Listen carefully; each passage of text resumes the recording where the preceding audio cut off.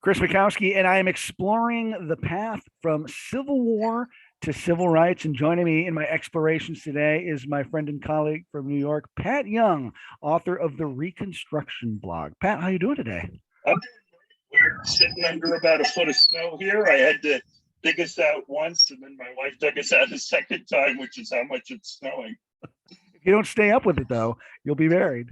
So, Yeah, that's right. That's right. Well, I went to school in Buffalo, so I learned that you have to do intermediate snowboarding, which a lot of Long Islanders don't understand.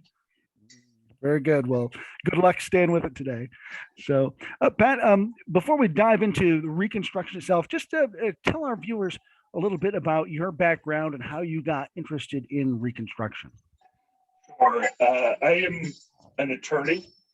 I worked for the New York Immigration Coalition. I was a attorney doing human rights law as well as refugee-based law for about 35 years. And I also teach at Hofstra University School of Law. I'm special professor of immigration law there.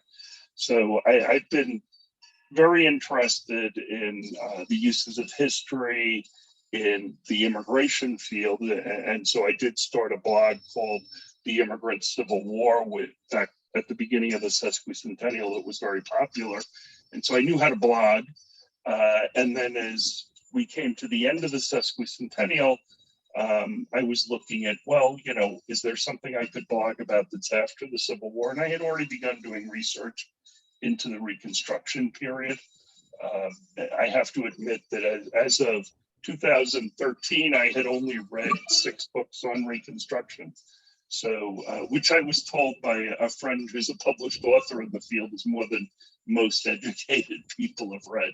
So I set my task of reading about 25 to 50 books on it a year back in 2013, which I've kept up to this year.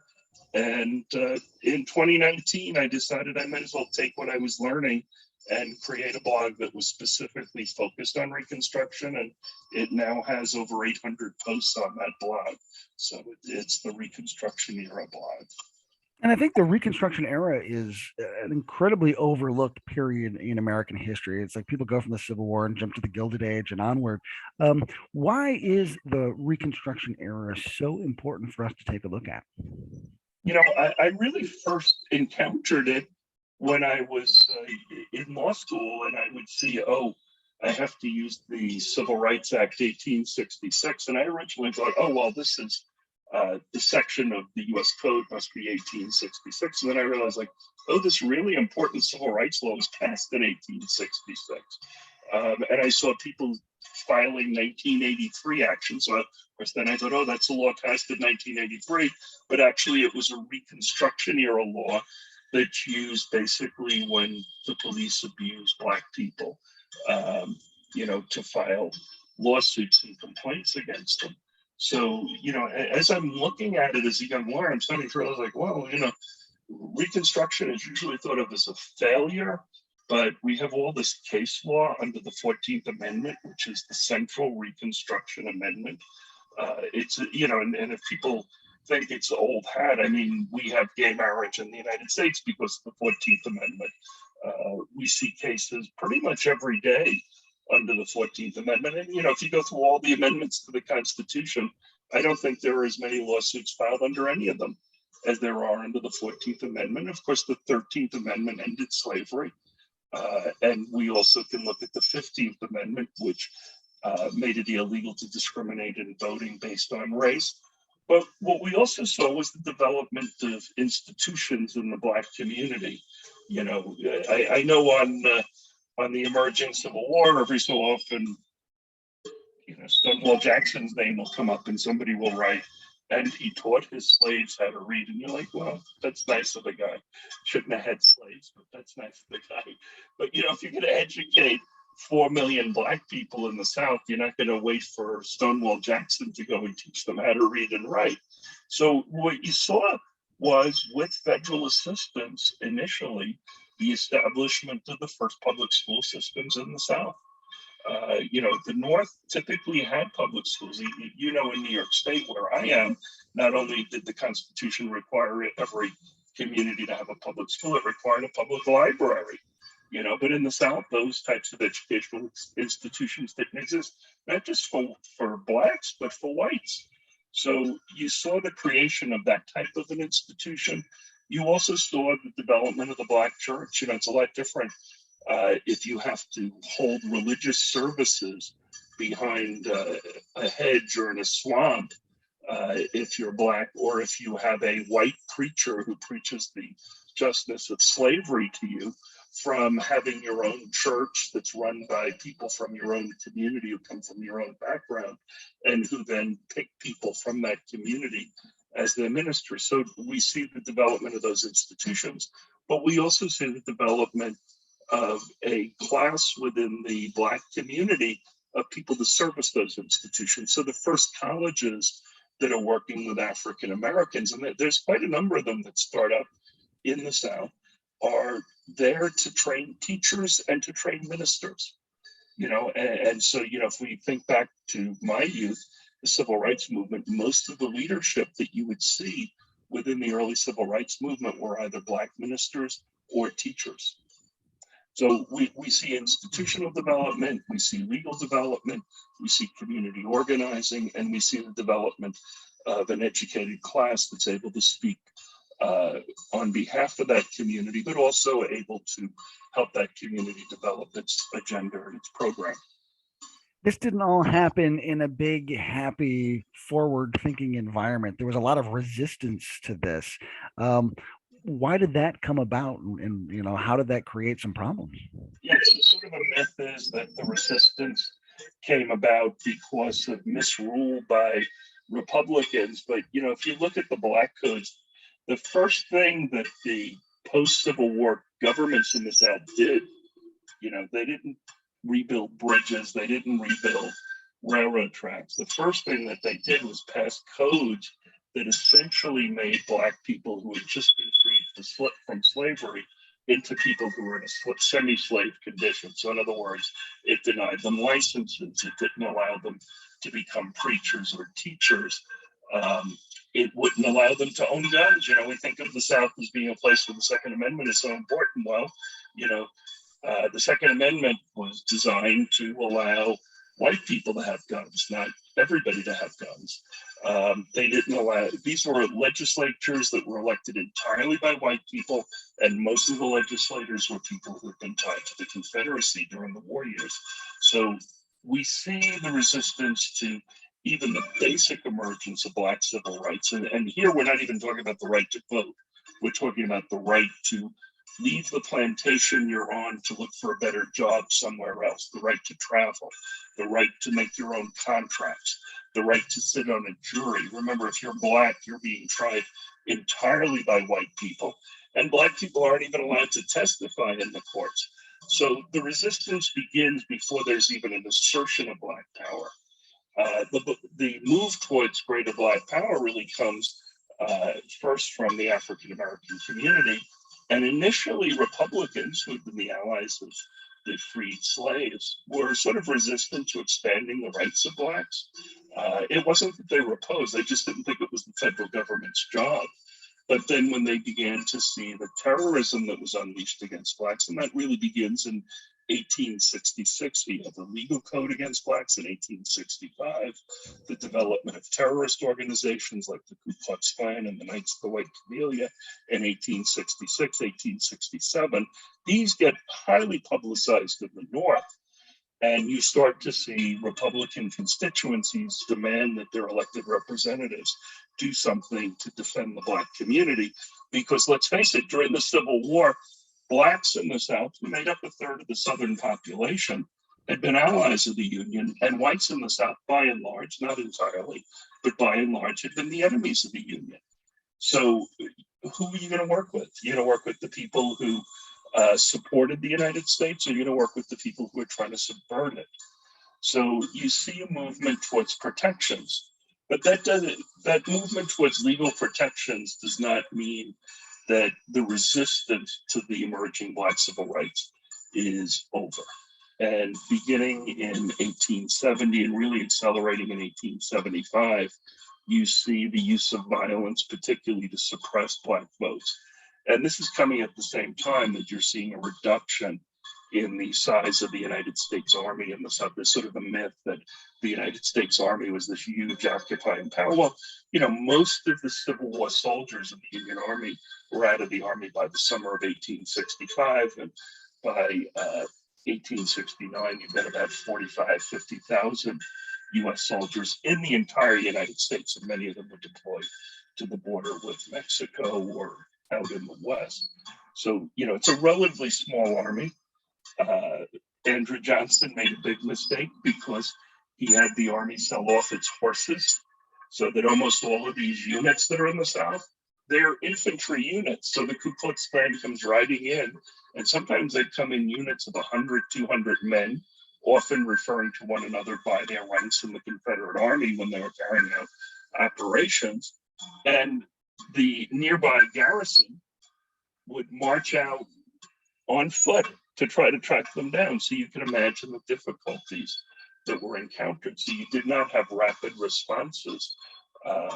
You had small forces, 50, 100 soldiers, federal soldiers in these areas. And in some states, you might only have 1,000 or 2,000 US soldiers. And without that force, there was a real move by former Confederates, and they weren't all in the Ku Klux Klan. There was the White League. There were a number of groups that they were in to reassert white-only control. Because what had happened during the early days of Reconstruction between 1866, 1870 is you have multiracial alliances that are formed. But once blacks are barred from voting in many of these areas, the whites who had allied themselves, typically poorer whites, who had allied themselves with the African American community, began to desert those alliances because they saw that the African Americans couldn't turn the votes out. 1875, you have the Mississippi Plan, and I posted documents from people who were involved in the Mississippi Plan who talked about what they did. They said you have to go to the polling places, you have to keep the blacks from voting, and you have to keep any scalawags from voting, scalawags being white allies of the African American community. And they found that was very effective. And then the next year, Wade Hampton's supporters, Wade always denied that he was involved with it, but his supporters, who were actually commanding officers within his cavalry, his supporters followed the Mississippi Plan. And as you know, by 1877, Wade Hampton was the governor of South Carolina. South Carolina is a majority black state. And so it's almost impossible to conceive that a state like that would elect somebody who was the leader of the Red Shirts. The Red Shirts was the paramilitary white control force in South Carolina, that a state like that would elect Wade Hampton as governor, but it did. And that was done by violence. There was a historian who said Reconstruction didn't fail, it was overthrown, and it was. Reconstruction was imposed at the barrel of a gun because slavery was only ended at the barrel of a gun. And voting rights were imposed at the barrel of a gun. And it was overthrown at the barrel of a gun. There was no way, if the federal government did not continue to support these rights in the South, that black rights would ever be respected. Yeah, it's one of those things where, black people earned rights, but they had to be enforced. And the federal government, in many ways, because of Northern will, just sort of didn't have the attention span for it. And eventually the ability to enforce those rights evaporates. So what happens after that? Our own time. Think about Afghanistan. After 10 years, who wants to be there anymore? Yeah. People in the North are saying, well, this is intractable. Grant himself in 1876 is beginning to write to Southern Republicans that, I can't keep sending people down there. I realize they're murdering African Americans. It's not the Republicans murdering them. It's basically the folks trying to reassert white control. What happens after that is not that Reconstruction completely ends. In fact, we have a really interesting period in Virginia called the Readjustment Period. This is where poor whites want to discharge the old debt. People think that all the debts that were accumulated in these states were accumulated by blacks. Well, You know, the state of Virginia had the third largest debt in the United States in 1860, before the war started. They had a debt very similar to what New York had, and New York was a much larger and more economically vibrant state. And, there was probably a lot of self-dealing. There were bonds being floated, and the old Bourbons, the folks who had been the ruling class before the war and had been reinstalled after the war, wanted all that debt paid off in full because a lot of it was owed to them. And the readjusters were whites who said, they're poor. And they said, those are the guys who got us involved in the Civil War. We don't want to have to pay them off. And they're under, believe it or not, a Confederate general, William Mahone, whose men had massacred blacks at the Battle of the Crater. And what does Mahone do? He forms alliances with those blacks who are still able to vote. Because while blacks were being disqualified from voting in many parts of Virginia, there were parts of Virginia where they might make up 20 or 30% of the electorate. So they do form an alliance, and you see that in a number of places. But in other parts of the South, they're completely eliminated from voting. We can see that in Mississippi. We can see that over time. Actually, it's after Wade Hampton leaves office that blacks are basically eliminated from voting in South Carolina. In North Carolina, very famously in the 1890s, there's a coup in Wilmington, North Carolina, that overthrows the biracial government that's in there, which was essentially formed along similar lines to the readjustments. Whites who wanted to make some changes allied with blacks who were still able to vote. So you would see some localized ability by African American communities to continue on. And the same thing with the Black church continued on. Many of the Black colleges continued on, although they begin to close in the 1890s. And then you have Plessy versus Ferguson, which legalizes separate but equal. And as the Supreme Court found 60 years later, gee, surprise, surprise, if whites and blacks can both go to school, but not at the same school, the white school is going to be dramatically better than the black school. So, and how does Jim Crow fit into this? It's a term people hear often.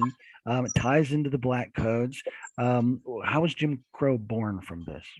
Yeah, Jim Crow, it comes from minstrelsy. The minstrel shows were white people dressing up as blacks and mocking the African Americans. And there were other purposes for minstrel shows as well, but largely to mock African Americans.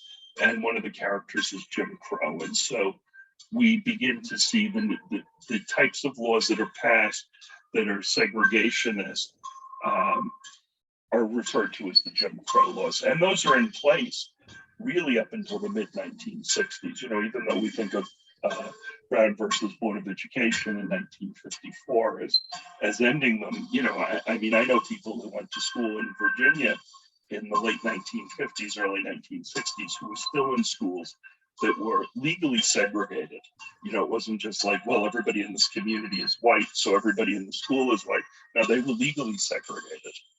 So that's sort of the dark night that the African American community really goes into. And we do see in the 1920s, early 1930s, the Great Migration into the North, which is not because there was no discrimination in the North. It was that conditions were so bad in the South and getting worse. And as you probably know, after World War I, there was actually significant violence beginning in 1919 against Black communities in the South. The so-called Red Summer in 1919, where you have massacres and you have lynchings and other killings. Which was particularly striking since the government made such an effort to recruit Black men to serve in the army during World War I. They go off and they fight and they come back expecting, their rights and to be treated with respect. And suddenly there's this huge push against all of that, almost as a countermeasure. And I can tell you that people in some of the white people in some of these communities were saying, you can read the newspapers, when they come back, they think they're going to get treated as equals, and we need to make sure we put them down. Because they had the Southern whites that had the experience, who were the biggest organizers right after the Civil War in the Black communities. It was the returned U.S. colored troops. If you take a look at a lot of the legislators who were elected in these different Southern states, from Black communities. But on their resume, I would say probably a good third to half of them was United States colored troop. So Pat, do you think there was ever a moment where things might have turned and Reconstruction might have turned out more successfully, and things might have gone another way? Yeah, I mean, I believe in contingency in history. I don't think it's determined. I don't want to say, well, if Abraham Lincoln had lived, but let's say if Andrew Johnson, who was probably the worst possible person to become president, had not become president, if Ulysses Grant or if Lincoln or whomever had been the person to usher us into Reconstruction, it's not because they would have been nice to white Southerners. It's because Lincoln, you can see, and we all know he did not start the war thinking I'm going to emancipate 4 million people, right? But he had a very flexible and intelligent and legally adept mind. So he goes from not advocating emancipation to the Emancipation Proclamation to ending slavery through a constitutional amendment. And he actually was not a big fan of constitutional amendments, to setting up the Freedmen's Bureau. I mean, one of the last things he did was appoint O.O. Howard as the head of the Freedmen's Bureau. So he's moving from and beginning to talk, as we all know, John Wilkes Booth decided to kill him when he heard him speak about giving the vote to a limited number of African Americans, largely people who had served in the USCT. So somebody like that, or Ulysses Grant, who was not anti-slavery, not an abolitionist before the war at all, but he did come by the end of the war to see Blacks as a group within Southern society that aligned itself with the United States, and does talk in his state documents, particularly in 1869, 1870, about the responsibility of the United States government to defend its friends in the South, and foremost among those endangered friends are the African American community. So we can see, Grant in 1870, 1871, supporting the passage of the Ku Klux Klan Act, which is now getting a lot of publicity because it bars people who have been participants in insurrectionary activity from public office. So it's getting some discussion now with certain Congress people, et cetera, in the United States currently.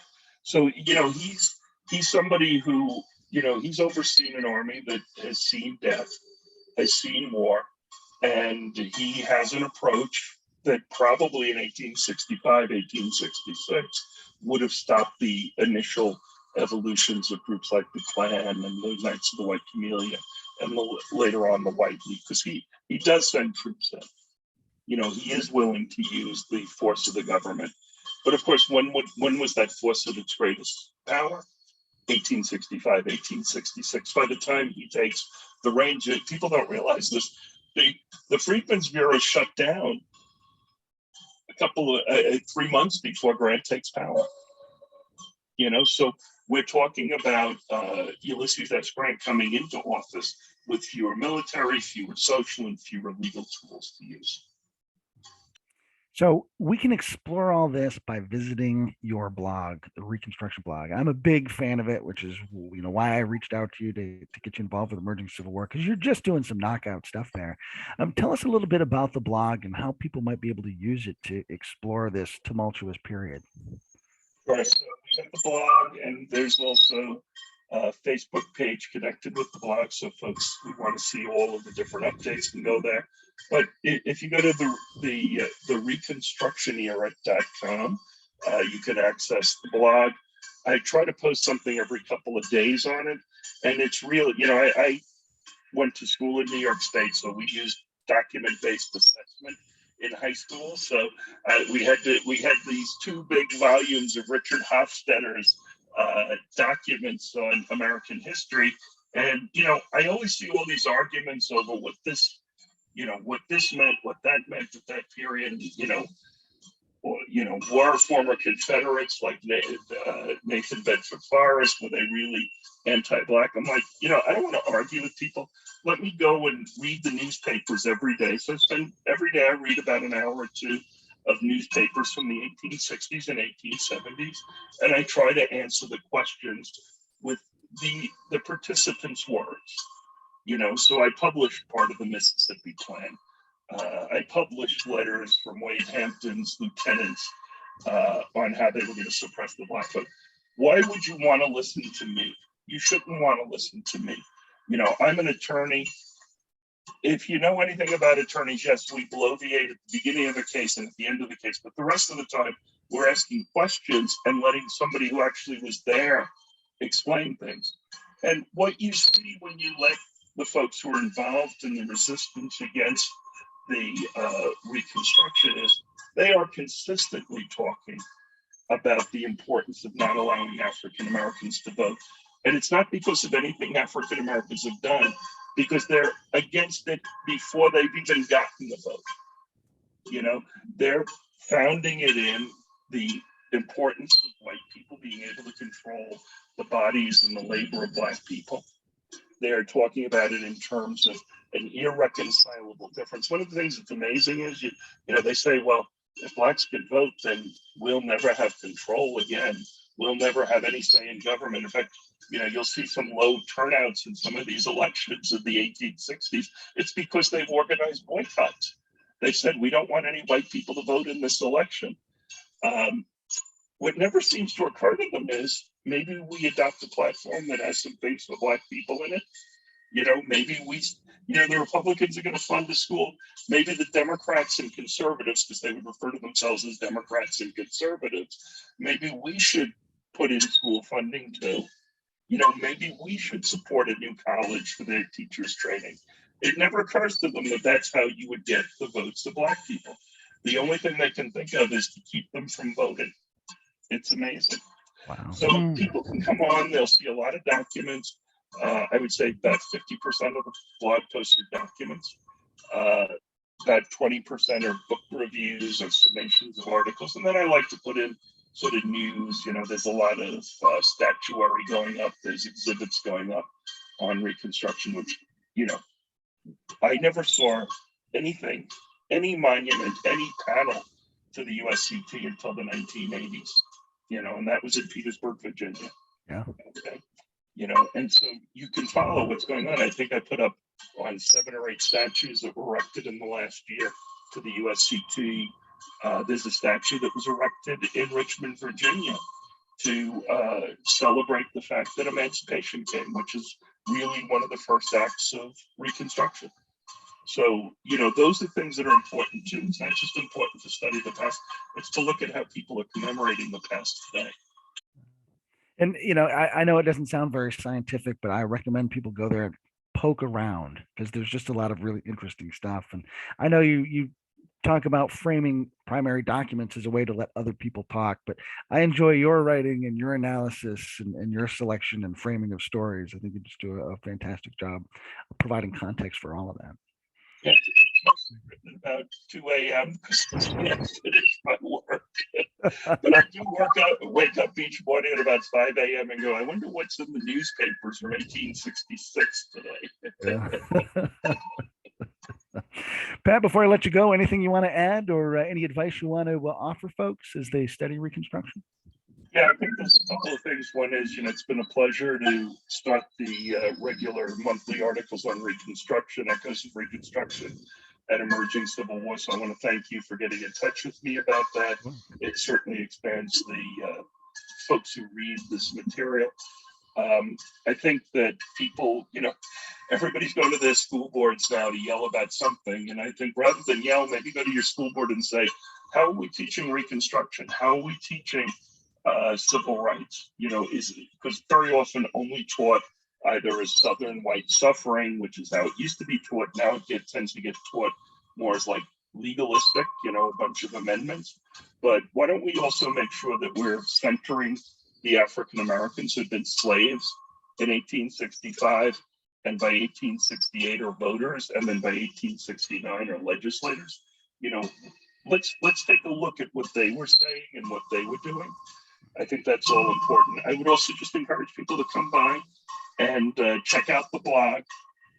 Enjoy it. I give you plenty of recommendations. I have a lot of different categories like book reviews. I try to review every major book that comes out on Reconstruction, and really let folks enjoy it a little bit. It can sound like it's mostly human rights violations and dreariness and so forth, but I also do focuses on kids going to school for the first time. What it's like for a woman to look for her son, who she's been separated from for 15 years, and then find him as a soldier in the United States Colored Troops who's marching through her town. These are things that are really heartwarming stories, and they show the strong desire of the Black community of that period to have a voice for itself, to start newspapers, start schools, start churches, participate in every form of life in the society. And I think it's really, really important. It's also important to see some of the white folks who are their allies, who really, we can think of them as carpetbaggers and scalawags, so we can think of them as people who risked their lives and often lost their lives in order to stand up for beliefs that they had formed before the war began. Pat Young, thanks so much for taking some time with us. Really appreciate the chance to chat with you today. Great to talk to you. Hopefully the snow will end before this gets on the air. Good luck shoveling out. Yeah, thank you. Bye-bye.